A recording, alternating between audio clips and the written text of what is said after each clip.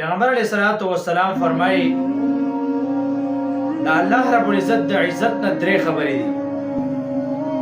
من اجل الله تعالی، دا الله رب العزت د لوی شان نه د عزت نه درې خبرې دي. یو کس غواړي چې زه د الله رب العزت عزت وکړم، یو کس غواړي چې زه د الله رب العزت سره لاس میلاو کړم، مصافحه وکړم، زه الله رب العزت وینم.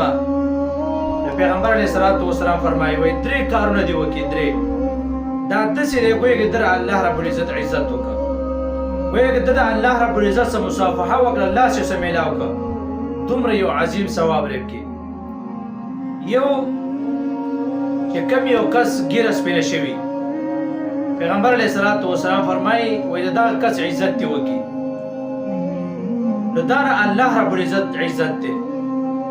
د کس په دین اسلام کې خپله ګیره سپینه کړه، ټول عمر یې واړاو، نو که کوم یو کس د دې سپین ګیرې عزت وکړه، نو پیغمبر علیه الصلاۃ والسلام فرمایي ګوره در الله رب العزت عزت وکړه. الله رب العزت هم د سپینو ډکو نه حیا ولورځي چې کله مړ شي دا سړی عذاب وله ورکوي.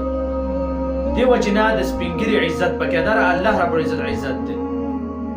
دویم چې کوم یو کس د طالب العلم عزت وکړه، د عالم عزت یې وکړه، نو دا الله رب العزت د عزت وکړه.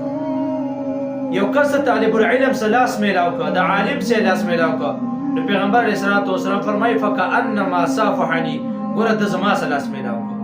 نو دا د الله رب العزت یو کس غواړي چې د الله رب العزت عزت وکړم، نو د سپین ګیرې عزت دې وکړي یا د طالب العلم عزت دې وکړي.